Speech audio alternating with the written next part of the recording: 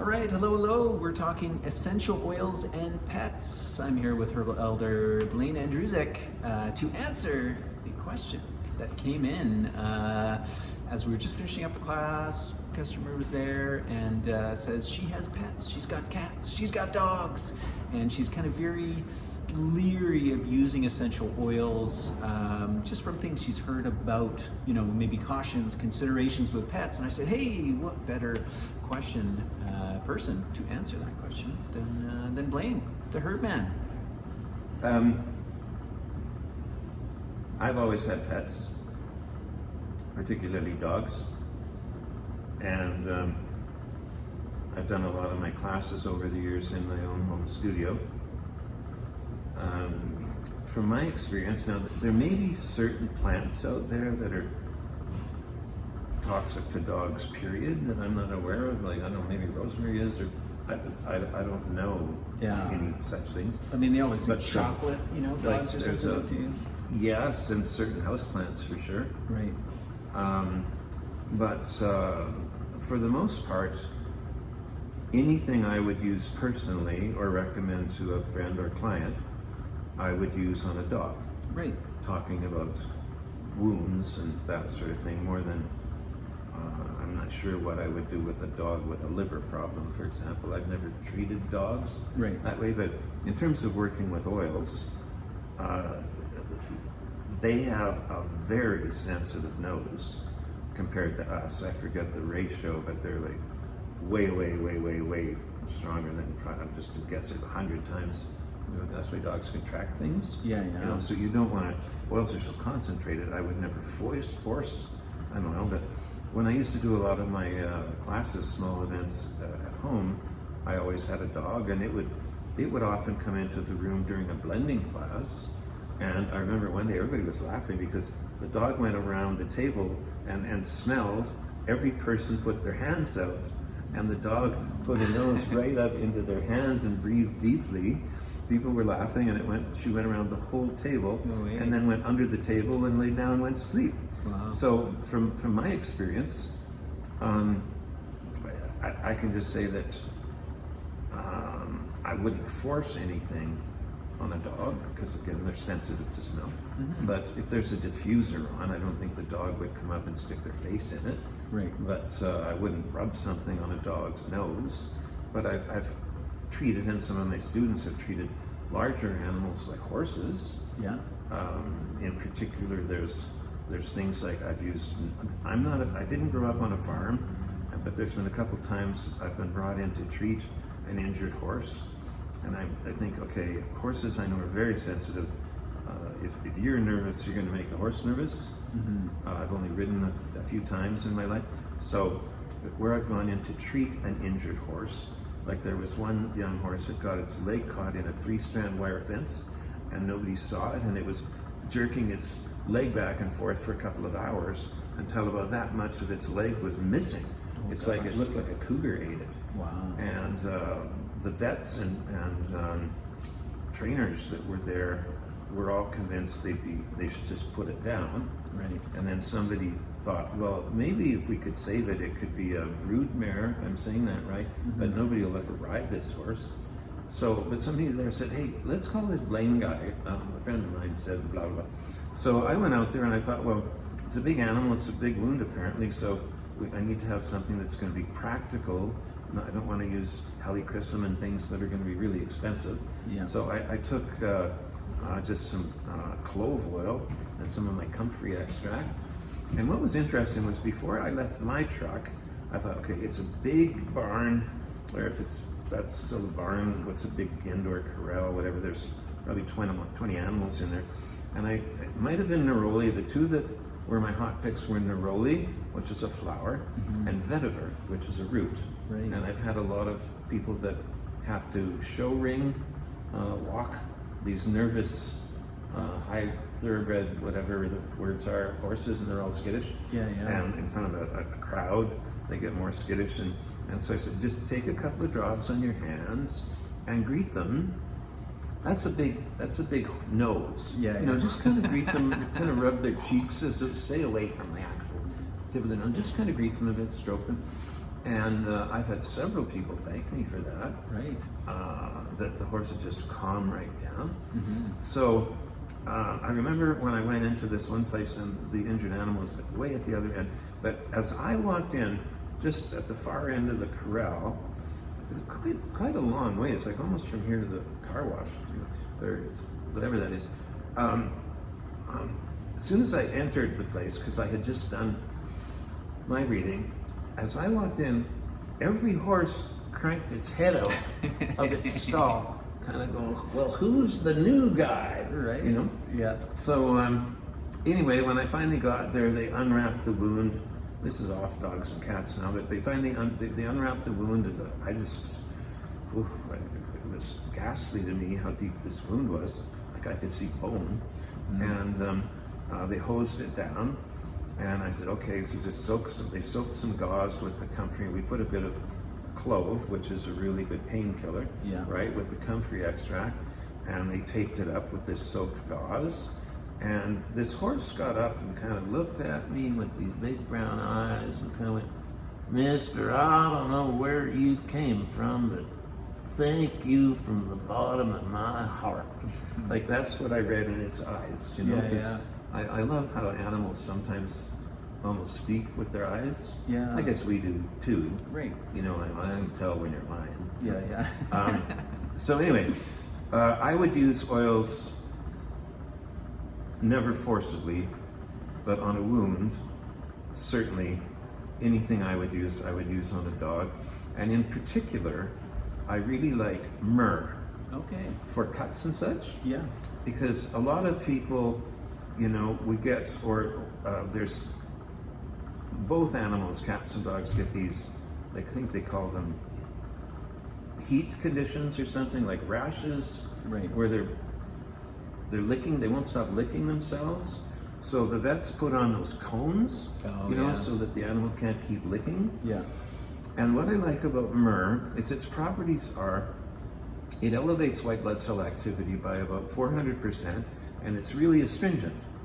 So it closes wounds. Right. That's what they used. That's one of the things, one of the wise men brought to Bethlehem, and it's still used there as soon as they cut and tie the belly button. They put myrrh on it to dry it up and know that it's not going to get infected, right? So we've been using it for at least 2,000 years, right? Yeah. Anyway, I walked into the park one day. I lived right beside of the dog park at the top of the Center Street Bridge, and there was a young massage therapist there that her and her guy had just gotten the ones as big as horses. Great Dane. A Great Dane. Yeah. So this Great Dane, and right across the road from the park is Jim Shaw's big house. Okay. So he's the cable guy, right? Right. Yeah. So it was rush hour. So I walk into the park and I see this Great Dane that's got the biggest cone you can get. Like it was about, I'm not kidding, it was like 5 feet for sure or more. And I just started laughing. And they're like, Karen, how many stations does it get? And everybody started laughing. And I said, Karen, what are you doing? Like this rush hour traffic, the cone is amplifying all that noise. The dog has sensitive ears. Right. And she said, oh, but he cut his leg really badly, I don't know, on a broken bottle or something around here. And the vet tied it up and he was going to lick. I said, no, follow me home and we'll get him some myrrh. So what I like about myrrh is it does the job, but it's really bitter. So the dog, you rub some myrrh, pure, full strength, I've always, just neat, right on the wound, on the cut.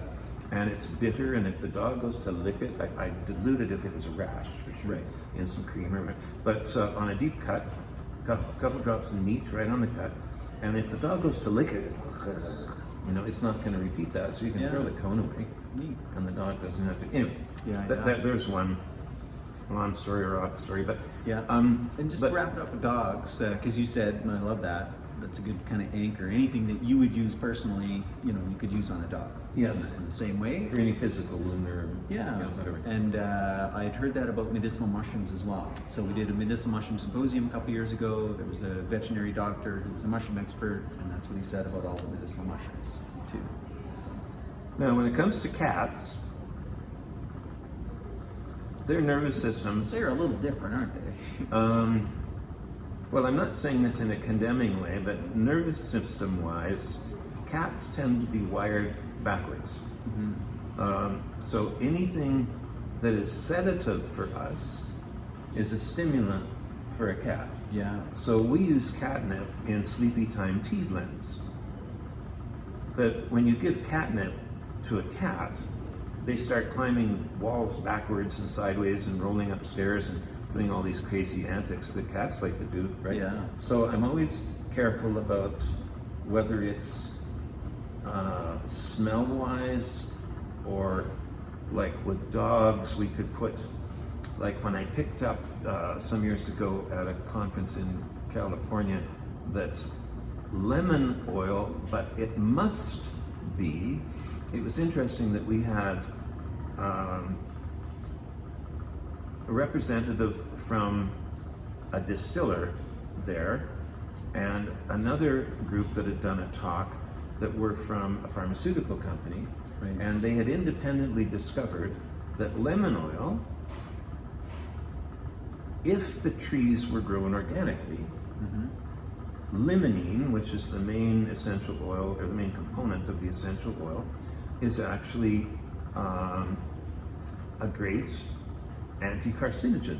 Oh. And that if your dog gets cancer, Right. you can just put a few drops of, and it was a weird thing that it wasn't about toxicity, it just, I still don't understand why, but if you're gonna use lemon oil this way, it's not expensive, really. Get organic lemon oil and just put a few drops in their water bowl. Great. And I've had some personal friends who their dogs were written off 6 months to live 3 years ago, Right. and their dog's still out catching frisbees, Yeah. and that cost them like $1, Yeah. you know.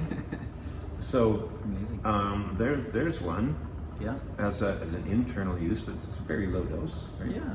Yeah. Totally. So, and just as a sidebar to that, if you're going to try and dilute essential oils with water, the way we get them in the first place, they're hydrophobic. They're afraid of water. So when you run the still, the essential oils rise to the top of what the rest of it's called the hydrosol. Malcolm makes those here, and the oils. So we take them off the top. So if you try and mix oil and water, they just don't mix. But distilled water will hold around 3 to 5 parts per thousand of essential oil. Okay. So a properly made hydrosol is actually 3 to 5% essential oil, and after which it's saturated and the essential oils rise to the top. Yeah. Okay, so if you're going to try and mix, I've had people do this for eye infections, for example. Yeah. So just looking at those numbers again, that's 3 to 5 parts per thousand.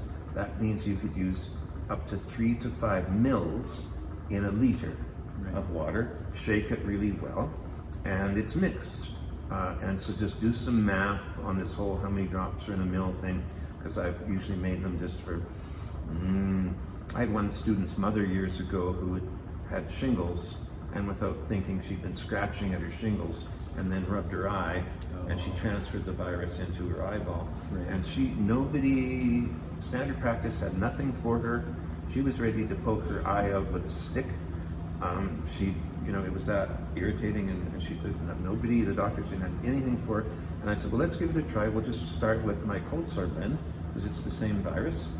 And we just took some cold sore blend, a couple of drops, made a 60 ml bottle, shook it up.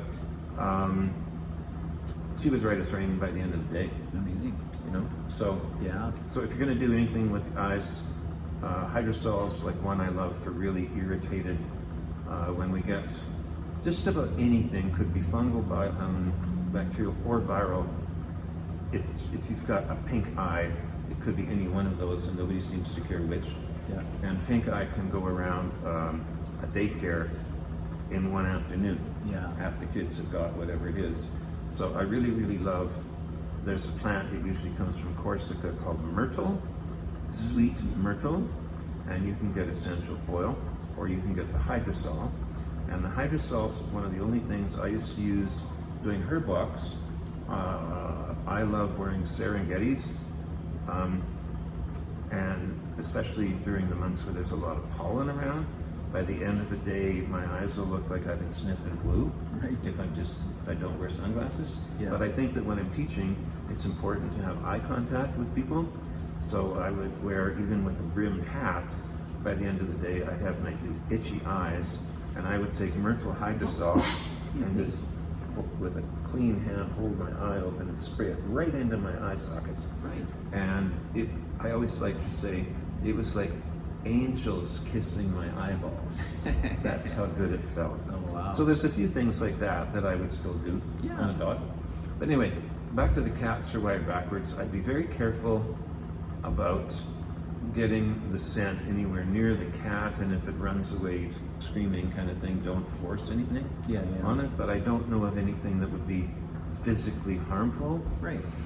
And there's been a few occasions I've had people that were real hardcore insomniacs, and I've made up my favorite mixes of things like Roman chamomile and other sedatives, right? Like the best sedative blend I can make, whether it's a tincture or essential oil blend, and they blame, I used that stuff you gave me and I couldn't sleep for 2 days. Yeah. And I oh, you're a cat. You know, and it's always a bit of a joke, but it's just something that I fit in there. So again, when it comes to nervous system stuff, sedatives or stimulants, frankly, peppermint might put a cat to sleep. Right. Where it wakes the rest of us up. Yeah. Now, I haven't tried that, but as a foresight. Yeah. Cool. All right. Well, that was great. Entertaining, insightful. Hope that helped for the gal that was asking the question, and for everybody else that was watching. Feel free to give the video a thumbs up, share it out, and appreciate you watching. Okay. Bye for now.